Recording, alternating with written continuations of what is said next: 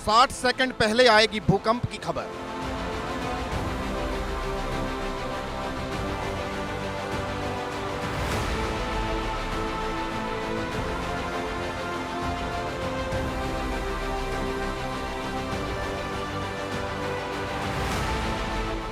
भूकंप से बचाएगी P wave और शेक अलर्ट।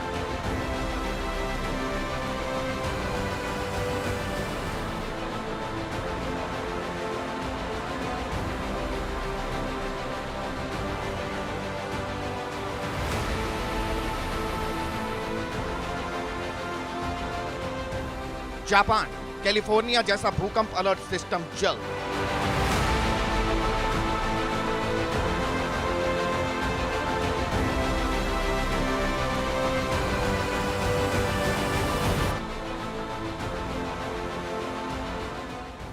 भूकंप से पहले फोन करेगा आपको अलर्ट।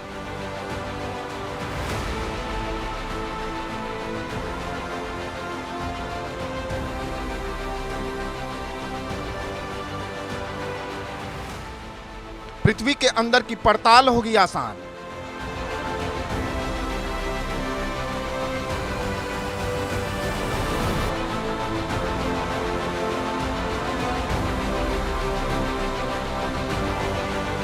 नौ तीव्रता के महाभूकंप की महाभविष्यवाणी पर राहत की खबर।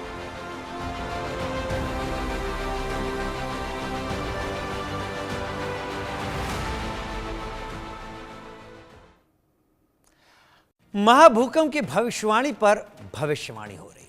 म्यांमार, थाईलैंड, जापान, नेपाल का हाल देख पूरी दुनिया सहमी है। भूकंप का खतरा सबसे ज्यादा रिंग ऑफ फायर के इलाके में है। रिंग ऑफ फायर कहां है ये भी आपको समझाएंगे, लेकिन यह तो तय है कि भूकंप लगातार आएंगे। अब जान माल का नुकसान कम हो, इसके क्या कोई प्लान भी हैं? आज आपको हम इसी के बारे में बताने जा रहे हैं। एक ऐसी टेक्नोलॉजी जिससे भूकंप वाली आफत से आप सावधान हो सकते हैं और सुरक्षित जगह पहुंचने के लिए आपको कम से कम 60 सेकंड की मोहलत तो मिल ही सकती है। जी हां, पी वेव्स और शेक अलर्ट दो ऐसे सिस्टम हैं जिनसे भूकंप का कुछ क्षण पहले पता लगता है। जापान और कैलिफोर्निया में यह सिस्टम है। भारत में भी ऐसा सिस्टम तैयार किया जा रहा है जो भूकंप से पहले आपको अलर्ट कर देगा। अगर ऐसा है तो ये राहत वाली खबर है। जापान और कैलिफोर्निया में भूकंप आने से 60 सेकंड पहले पता चल जाता है और लोग अलर्ट मोड पर आ जाते हैं। वहां सेंसर और अलार्म सिस्टम है जिसकी वजह से 60 सेकंड पहले ही अलर्ट जारी कर दिया जाता है। भारत में इसरो ने MNIT और IISER मोहाली के वैज्ञानिकों को ऐसा ही भूकंप अलर्ट सिस्टम बनाने को कहा है। आज इसी पर बात करेंगे कि भूकंप आए तो लोगों की जान आखिर कैसे बचाई जाए। लेकिन बड़ी खबर ये कि पाकिस्तान के स्वात और मिंगोरा में भी भूकंप के झटके महसूस किए गए। स्वात और मिंगोरा में 4.2 तीव्रता के भूकंप के झटके आए। भूकंप का केंद्र वहीं के हिंदकुश पर्वत का बताया गया। भूकंप की गहराई 64 किलोमीटर नीचे जमीन से दर्ज की गई। 4.2 उतना ही है जितना 3 दिन पहले भारत के लेह में भूकंप आया था, तब भी 4.2 उसकी तीव्रता मापी गई थी।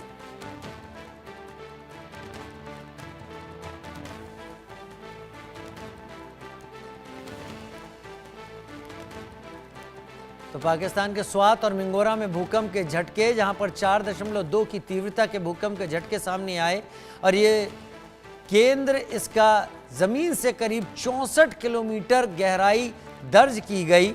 इसके लिहाज से 4.2 की तीव्रता का आया। अगर ये 10 किलोमीटर या 5 किलोमीटर पर होता तो ये कहीं बड़ी तीव्रता का भूकंप पाकिस्तान में हो सकता था। तस्वीरें हम आपको पाकिस्तान की दिखा रहे हैं जो स्वात मिंगोरा में आए भूकंप की है। लेकिन ये केवल पाकिस्तान के स्वात मिंगोरा से जुड़ा नहीं है, ये नेपाल के भूकंप से जुड़ा है, लेह के भूकंप से जुड़ा है, म्यांमार थाईलैंड के भूकंप से जुड़ा हुआ है, ये जापान के भूकंप से जुड़ा हुआ है। ये आसपास के सभी इलाकों को एक रेंज में लेता हुआ दिख रहा है। उधर भारत में लोग भूकंप के खतरे को किस तरीके से देखते हैं, सहयोगी मनोहर केसरी लोगों के बीच पहुंचे, उनकी रिपोर्ट। में लक्ष्मी नगर की जनता हमारे साथ हैं, इनसे हम बात करेंगे। आप बताएंगे कि भूकंप आया है म्यांमार में, देखे होंगे किस तरह से सड़कें फट गई है, मकाने गिर गए हैं, तो आपको डर लग रहा है?